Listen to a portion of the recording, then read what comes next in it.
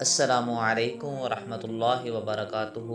امید کرتا ہوں تمام ناظرین خیریت سے ہوں گے۔ آج ہم بیان کریں گے کہ اللہ تعالیٰ نے سورہ یاسین میں کون کون سے احکامات نازل کیے ہیں۔ سورہ یاسین، اس کی آیات کی تعداد 83 اور رکوع کی تعداد 5 ہے۔ اس سورت کا نام پہلی آیت سے ماخوذ ہے۔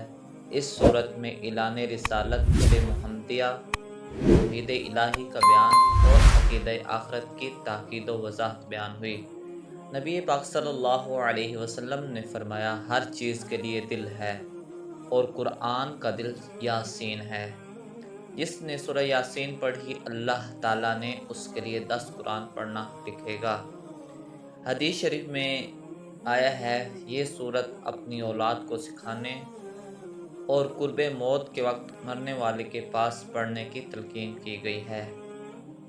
پہلی آیت میں نبی علیہ السلام کو یاسین نام سے مخاطب کیا گیا۔ یہ مخفف ہے، یا سید البشر کا، اے ساری انسانیت کے سردار۔ رسالت محمدیہ صلی اللہ علیہ وسلم اور منکروں کا انجام، یہ آیت نمبر 1 سے 12 تک بیان کیا گیا۔ اے محمد کریم صلی اللہ علیہ وسلم، قرآن حکیم کی قسم، آپ سچے رسول ہیں اور سیدھے رستے پر ہیں۔ قرآن آپ پر اترا ہے تاکہ آپ ان کو ڈرائیں جن کے پاس کوئی ڈرانے والا نہیں آیا۔ حق دھرم لوگوں کی گردنوں میں توق ہیں، ان کے ساتھ نیچے نہیں ہوتے۔ ان کو سمجھانا یا نہ سمجھانا برابر ہے، آپ کی بات وہی سنے گا جو نصیحت قبول کرنے پر آمادہ ہوگا اور رب سے ڈرے گا۔ منکرین حق زندہ ہو کر ہمارے سامنے آئیں گے، اس وقت ان کی حقیقت سب کے سامنے آ جائے گی۔ انبیاء کی آمد اور ان کے ماننے والے، یہ آیت نمبر 13 سے 21 تک بیان کیا گیا۔ ان کو بستی والوں کی حکایت سنائیں، جبکہ ان کے پاس 2 رسول آئے، ان کی بات نہ مانی گئی تو ہم نے ایک تیسرا بھی ان کی مدد کے لیے بھیج دیا۔ قوم نے کہا، تم تو ہماری طرح کے انسان ہو، رحمان نے کچھ نازل نہیں کیا، تم جھوٹے ہو، اگر تم باز نہ آئے تو سنسار کر دیے جاؤ گے۔ پھر شہر کے ایک دوسرے کنارے سے ایک شخص دوڑتا آیا اور کہنے لگا، لوگو، رسولوں کی بات مانو، جو تم سے کچھ مانگتے تو نہیں اور وہ ہدایت یافتہ ہیں۔ اصحاب القریہ کا واقعہ اور حبیب نجار مرد کامل، یہ آیت نمبر 22 سے 32 تک بیان کیا گیا۔ اصحاب القریہ کا واقعہ دعوت اللہ کی تربیت و تسلی کے لیے ہے۔ انطاکیہ بستی کے مشرکین کے لیے عیسائیت کے 3 مبلغین توحید کا پیغام لے کر اس طرح پہنچے کہ پہلے 2 مبلغ وہاں آئے۔ انطاکیہ کا ایک باشندہ حبیب نجار کسی موذی مرض کا شکار لوگوں سے الگ تھلگ شہر کے کنارے پر رہتا تھا۔ مبلغین کی دعوت قبول کر کے مسلمان ہو گیا۔ اللہ نے اسے صحت دے کر مال و دولت سے نواز دیا۔ شہر والوں نے مبلغین کی بات نہ مانی، انہیں مارنے، پیٹنے اور قتل کی دھمکیاں دینے پر اتر آئے۔ کہنے لگے، تمہاری نحوست سے ہم مہنگائی اور باہمی اختلافات کی پریشانی میں مبتلا ہو گئے۔ مبلغین نے کہا کہ نحوست کی اصل وجہ تمہاری ہٹ دھرمی اور اللہ کے پیغام کو تسلیم کرنے سے انکار ہے۔ قوم کی زیادتی اور ظلم معلوم ہونے پر اللہ والوں کی حمایت میں حبیب نجار شہر کے کونے سے بھاگتا ہوا آیا اور قوم کو سمجھانے لگا کہ جس اللہ نے ہمیں پیدا کیا اور اسی کی طرف ہم نے لوٹ کر جانا ہے، ہمیں عبادت بھی اسی کی کرنی چاہیے، اور مفادات سے بالا تر ہو کر جو لوگ ہمیں پیغام حق پہنچانے آئے ہیں، ہم ان کی دعوت پر لبیک کہیں۔ مگر قوم اپنے ظلم و ستم سے باز نہ آئی اور قاصدین حق کے قتل پر آمادہ ہو گئی۔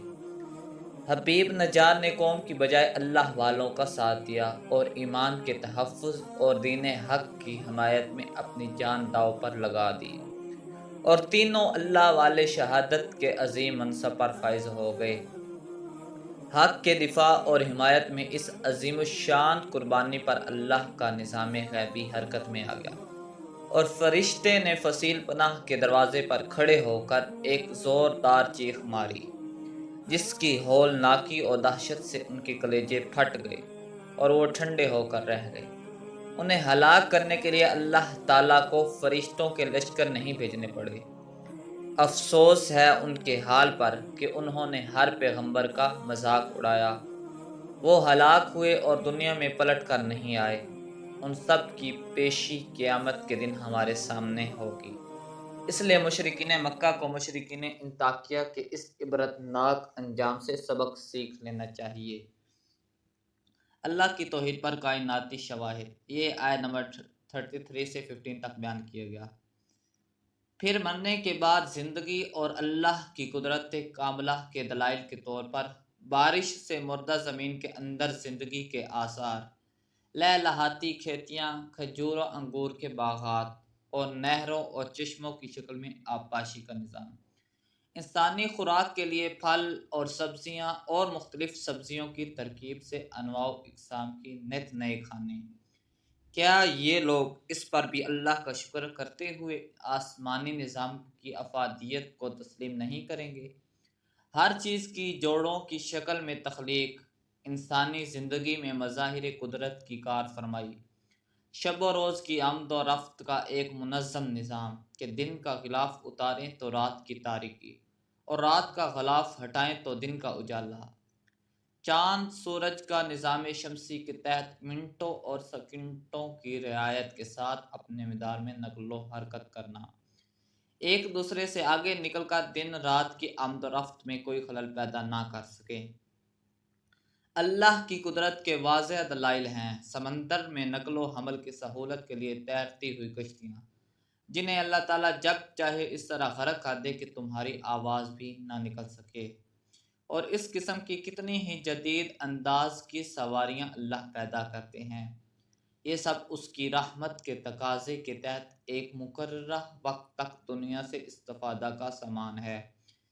اس کے بعد تقوی اختیار کرنے اور غرباء و مساکین پر خرچ کرنے کی تلقین کے ساتھ مشرکین کی حد دھرمی اور ضلالت کا تذکرہ اور قیامت قائم کرنے کے فوری مطالبہ پر مخصوص اسلوب میں تنبیہ کہ یہ لوگ ایک زوردار چیخ کے منتظر ہیں جو انہیں بھرپور زندگی گزارتے ہوئے اچانک آ لے گی اور انہیں اپنے اہل خانہ تک پہنچنے اور کسی قسم کی وصیت کی مہلت بھی نہ مل سکے گی۔ قیامت، دوزخیوں کے احوال، اہل جنت کو سلامیاں، یہ آیت نمبر 51 سے 67 تک بیان کیا گیا۔ اس کے بعد قیامت کی منظر کشی کی گئی کہ جیسے ہی سور پھونکا جائے گا، لوگ قبروں سے نکل کر اتنی بڑی تعداد میں اپنے رب کے سامنے حاضری کے لیے چل پڑیں گے کہ وہ پھسلتے ہوئے محسوس ہوں گے اور بے اختیار پکار اٹھیں گے کہ ہمیں قبروں سے کس نے باہر نکالا۔ پھر خود ہی یہ کہنے پر مجبور ہو جائیں گے کہ یہ تو رحمان کے وحدہ کی عملی تفسیر ہے اور رسولوں نے بالکل سچ کہا تھا۔ اس کے بعد ظلم سے پاک محاسبہ اور جیسی کرنی ویسی بھرنی کے ضابطہ کے مطابق جزا و سزا کا عمل ہوگا۔ جنت والے اپنے مشغلوں میں شاداں و فرحاں ہوں گے، گھنے سائے میں اپنی بیگمات کے پہلو بہ پہلو تکیہ لگائے ہوئے لطف اندوز ہو رہے ہوں گے۔ جو طلب کریں گے وہ ان کے سامنے پیش کر دیا جائے گا۔ رب رحیم کی طرف سے انہیں سلامیاں دی جا رہی ہوں گی۔ سلام قولا من رب الرحیم، سلام قولا من رب الرحیم۔ اس کے بالمقابل مجرموں کو الگ تھلگ کر کے ان کے اعضاء و جوارح کی گواہی پر انہیں جہنم کا ایندھن بنا دیا جائے گا۔ اعادہ مسائل توحید و رسالت سے بعد الموت، یہ آیت نمبر 68 سے 83 تک بیان کیا گیا۔ جس کو ہم لمبی عمر دیتے ہیں اس کو اوندا کر دیتے ہیں، کیا اس سے انہیں عقل نہیں آتی؟ ہم نے آپ کو شعر نہیں سکھایا، نہ یہ آپ کے لیے مناسب تھا۔ آپ پر قرآن نازل ہوا جو زندوں کے لیے نصیحت ہے۔ پھر کچھ انعامات خداوندی کا تذکرہ کر کے شرک کی مذمت کی گئی اور باطل پرستوں کے اعتراضات سے اثر قبول نہ کرنے کی تلقین ہے۔ اور آخر میں مرنے کے بعد زندہ ہونے پر مارکت الارواح انداز میں عقلی دلائل دے کر صورت کو ختم کیا گیا۔ واقعہ یہ ہوا کہ آس بن وائل یہودی نے ایک بوسیدہ ہڈی کو مسل کر فضا میں تحلیل کرتے ہوئے مذاق کے انداز میں کہا، اس قدر بوسیدہ ہڈیوں کو کون دوبارہ پیدا کر سکے گا؟ اس کا جواب دیا کہ وہ اللہ جس نے پہلے اس انسان کو پیدا کیا وہی دوبارہ پیدا کر لے گا۔ وہ اللہ جو سبز درخت سے آگ پیدا کرتا ہے جس سے تم چولہے جلاتے ہو۔ وہ اللہ جس نے آسمان و زمین جیسے مشکل ترین اور بڑے بڑے اجسام کو پیدا کیا۔ وہ انسان جیسی چھوٹی مخلوق کو بہت آسانی سے پیدا کر سکتا ہے۔ کسی بھی بڑے یا چھوٹے کام کے لیے اسے اس سے زیادہ کچھ نہیں کرنا پڑتا کہ وہ وجود میں آنے کا حکم دیتے ہوئے کن کہتا ہے تو ہر چیز فیکون میں وجود آ جاتی ہے۔ فسبحان الذی بیدہ ملکوت کل شیء و الیہ ترجعون۔ پاک ہے وہ ذات جس کے ہاتھ میں ہر شے کا اقتدار ہے اور سب کو اسی کی طرف پلٹ کر جانا ہے۔